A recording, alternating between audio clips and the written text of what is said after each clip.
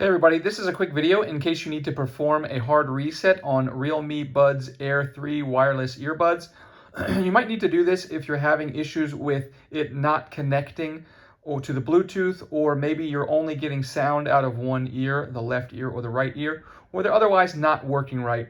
A hard reset is very easy to do and it can fix a lot of these issues. So all we need to do is we're going to put our earbuds inside the case, and once they're inside the case, we're going to come over here, and on the right side of the case, there is a button, an oval button. We're going to see that button. We're going to press and hold it. And we're just going to press and continue to hold it. And it will take about 5 to 10 seconds. And after about 5 to 10 seconds, you will see that this light will flash red, green, red, green.